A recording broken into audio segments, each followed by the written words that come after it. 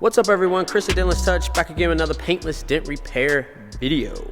This time around we have this beautiful, I always say beautiful, right? But anyway, it's still a beautiful car. It's a 2021 Type S, Acura Type S, very rare car. And he has this nasty damage in the quarter panel.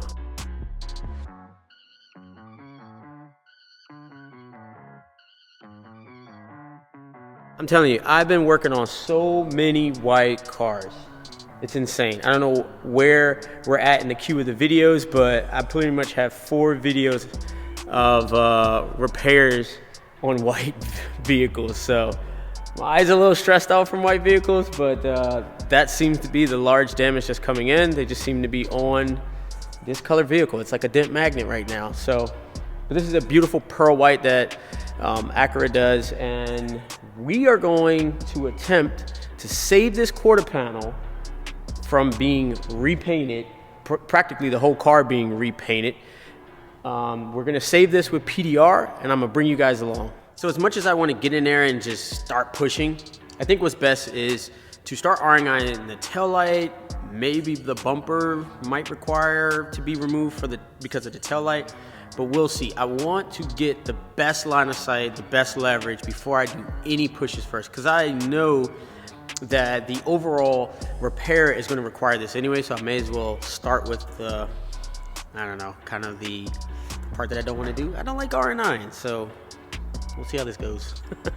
They did make this car so that you have to take the bumper out to take the taillights out. We came up with a game plan, and that's getting a tool on it, or at least gaining access. We're gonna glue pull though first, but once we start getting into the pushing aspect, at least I don't have to do any RNIs. And taillight's already done, so we're ready to begin. Okay, so while we're waiting on the glue to warm up, we're gonna try something called Glexo glue. And it is not as strong as typical hot glue, but it does create some adhesion and allows us to pull softer dents. So we're gonna try that first and see what moves. So the key to make this work is you gotta heat the tab up and the panel. And we're just knocking the chill off of it. There we go. So right where it's sticky, so you wanna heat it up right where it's sticky, but doesn't leave any residue on your finger. So let's see. There we go. That's about all it's gonna do. Let's see. It got me to the state where I can push, and so this is where this comes in handy, this Glexo glue. I'll leave a link below if you're interested. Is if it's soft, kind of depression, you could lift it with something that is quick and easy, that's always available instead of waiting for the glue gun to warm up. So this is like my go-to kind of test metal type tool. And now I know that metal moves, again, like I thought, kind of loosely, let's call it. So now I'm gonna push, be a little bit more precise with my pushes, other than just sticking with the glue. Now, pushing, I think it's best to use a soft tip in this case. I think the super thin, and so I don't wanna do any damage, obviously, to the paint or to the metal. And that's where our challenge is gonna be. So I'm gonna stay with a blunt tool, and I'll show you guys that right now.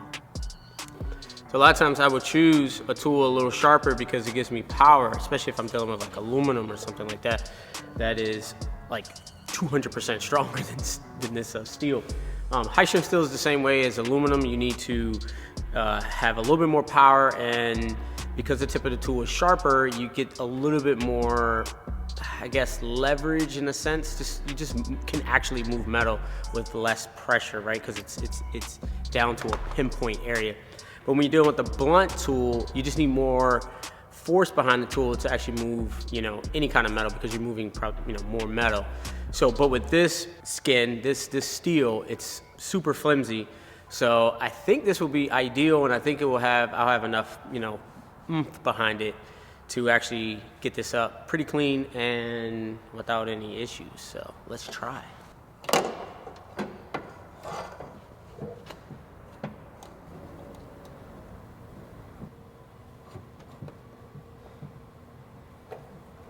All right, so this is what I'm noticing. The tip of the tool is actually not a problem. I think we're okay. We may want to go with a little harder rubber. The length of the tool is an issue. I don't have enough power behind it just because my tool is so far into, or so far close to the leverage port, which is this access hole. Actually, I'm not leveraging off of the access hole right here. There's like a brace inside that I'm leveraging off of. But still, I just don't have enough power to move something that's soft that's behind it. And it's not, it's moving the metal, but it's not. All right, here we are, guys. Now, please don't get on me. I'm doing several repairs at the same time, so the cart gets cleaned at the end of the day. All right, so I think I'm gonna go with this. So we're good with this one. And need something a little longer. I think we're gonna go with, we're looking for something similar to this. Oh, there it is.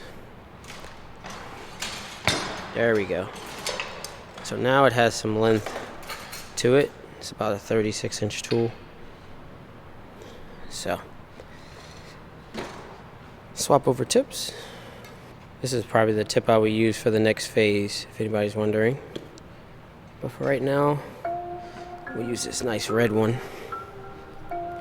Now that's going to be a trick sticking it in here, so I'm going to have to put the tool in, screw the tip in on the other side, on that side, and then I'll be okay.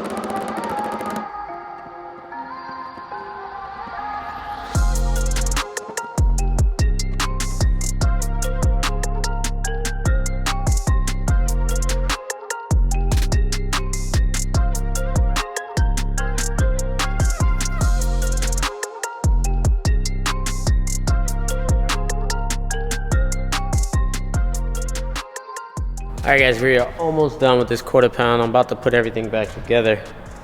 But I want to show you some of the finishing pushes, how far my light is back. Now that's at the beginning of the driver's door. So we have almost 8 or 9 feet away from the dent. And that's to give me more detail down into the orange peel when I'm finishing up the repair. Some guys can use lines, and that works very well, and I don't think you need to push the light back that far. But I like the fade, is what this is called, and the only disadvantage is you have to push the light back. For me, you have to push the light back pretty far to get that, I don't know, that perfect reflection, I guess. And just see all the details, anything that you may have missed, to make sure, that your repair is, top notch.